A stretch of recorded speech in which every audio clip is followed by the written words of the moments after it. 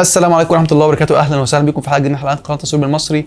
معاكم احمد فتحي. حلقتنا النهارده حلقه من سلسله تعليم التصوير الفوتوغرافي للمبتدئين. قبل ما نخش في محتوى الحلقه نصلي على النبي كلنا الاول ناخد الثواب، نخش في موضوع الحلقه بتاعت النهارده. موضوع حلقه النهارده هو حاجه اسمها معامل القطع او الكروب فاكتور. ايه بقى معامل القطع او الكروب فاكتور ده هيفيدك برضو في قدام. ممكن دلوقتي وانت مبتدئ ما يفيدكش قوي، بس هيفيدك قدام ولازم تكون عارفه. معامل القطع احنا زي ما احنا عارفين في التصوير عندنا كاميرات في الدي اس ال ار او كاميرات الميرورلس او الكاميرات الاحترافيه اللي بنغير لها عدسات. في عندنا فول فريم وكروب فريم. الفول فريم هو السنسور اكبر شويه، الكروب فريم هو سنسور اصغر شويه. فزي ما احنا عارفين ان الفول فريم ليه عدساته والكروب فريم ليه عدساته. تمام. طب دلوقتي لما انا اجي اركب عدسه تخص الفول فريم على الكروب فريم هيبقى في مشكله؟ في فرق اصلا ولا الاثنين واحد؟ ولا عادي يا معلم هي كانون زي كانون او نيكون زي نيكون مش هتفرق كتير؟ لا، في حاجه تاخد بالك منها. فهو مفيش مشكله، بس في حاجه تاخد بالك منها اللي هي الكروب فاكتور او معامل القطع. ان لما بجيب عدسه فول فريم بركبها على بادي كروب فريم، ركز معايا، بضرب بعد البؤر بتاع العدسه ده في 1.5 او 1.6 حسب الكاميرا. يعني كانون بيتضرب في 1.6، نيكون في 1.5، مش تفرق كتير يعني، او العكس مش تختلف كتير. يعني مثال، هجيب عدسه 100 مللي، العدسه دي فول فريم. لما بتركب على الفول فريم بتبقى 100 مللي، بعد بؤر 100 مللي عادي. لما اركبها على كروب فريم واضرب في معامل القطع اللي هو 1.6، هتبقى العدسه دي معايا 160 مللي. ايه يا احمد، ايه الفرق ده او ايه المشكله او عملنا ايه؟ ما عملناش حاجه. فكره ان انت عندك البعد البؤري زاد، بمعنى اصح الكادر ده، بمعنى اصح ان انت بقى معاك عدسه زوم اكتر. يعني ايه برضو؟ يعني 100 مللي هنا لو انا هصور على فول فريم شخص في نفس المكان بالفول فريم وانا واقف هنا، وهجيب نص جسم الشخص بعدسه 100 مللي فول فريم على بادي فول فريم، هجيب نص الشخص وانا واقف في مكاني هنا.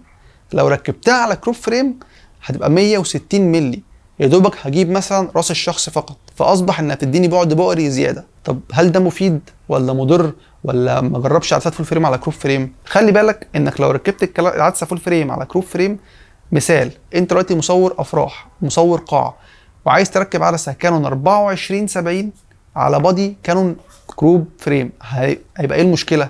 لا، هيبقى في مشكله، لان ال 24-70 على الفول فريم هي مدياك بعد بؤر 24 مللي، يعني زاويه واسعه، يعني في القاعه تاخد بيها صور واسعه تقدر تعمل زوم ل 70 مللي. لما اركبها على كروب فريم هنضرب في 1.6 او 1.5، هيبقى ال 24-70 بقت معانا حاجه و30 105. تخيل انت في فرق، يعني الكادر ده معاك، يعني بقت معاك زوم اكتر، ففي القاعه تبقى معاك ضيقه. طب معنى كده ان الموضوع ده كله مشاكل، ما ينفعش اركب عدسه فول فريم على كروب فريم؟ لا ينفع. حاله زي ايه؟ عدسه ال 50 مللي اللي معاك او اللي انت عايز تشتريها. احب افاجئك واقول لك ان هي عدسه فول فريم مش عدسه كروب فريم. النيكون او الكانون او السوني هي عدسه الفول فريم ال 50 مللي بعد فول فريم. نركبه على بادي كروب فريم هيدينا حوالي 75 مللي. في مشكله؟ لا، طالما بصور بيه في جنينه، في مكان مفتوح، في مكان واسع، مفيش مشكله. اداني بعد بؤري اكتر، هرجع لورا شويه ما عنديش مشكله. لما اجي اصور زي مصورين الرياضه ما بيشتغلوش بالفول فريم. مصورين الرياضه بتلاقيه جايب اعلى حاجه كروب فريم وجايب معاها لينس فول فريم زوم عالي. طب ايه بقى ليه بيعمل كده؟ لما يجيب لينس فول فريم 100-400 هو اصلا بعد بؤري كبير، هو عايز زوم، بيصور في ملعب فعايز يجيب من الجون للجون مثلا، ف100-400 ده اصلا بعد بؤري كبير. لما ركبه على كروب فريم عالي، طبعا كروب فريم مش وحش، كروب فريم كاميرات محترمه برضه، كروب فريم عالي فالجوده كويسه، بضرب في معامل القطع او الكروب فاكتور بيبقى ال100-400 بقت هنا الناحيه الثانيه 150-600. ال100 ضربناها في 1.5 بقت 150، وال400 ضربناها في 1.5 بقت 600. فاصبحت العدسه بدل ما هي 100-400 على فول فريم بقت 150-600 على كروب فريم. اديته زوم اكتر، يقدر يقرب اكتر من اللعيبه او من الناس وهو واقف في مكانه. عشان كده المصورين الرياضيين معظمهم او نسبه 90% منهم بيشتغل بكروب فريم وعليه عدسات زوم قوي او تيلي فوتو فول فريم، عشان يبقى البعد بؤري مضروب في 1.5 او 1.6 يديله زوم اكتر. طب اقول لك الكلام ده كله ليه؟ عشان ما تروحش تشتري لينس فول فريم على بادي كروب فريم من غير ما تبقى عارف هيديك بعد بؤري كام وهتستعمله في ايه. ما اروحش اجيب عدسه فول فريم للقاعه وجاي بقى لابس في الحيطه ان العدسه على الكروب فريم ادتني بعد بؤري اضيق مش عارف اصور بيها في القاعه.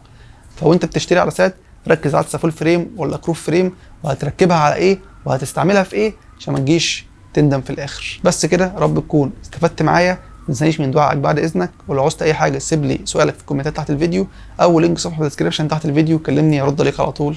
وسلام.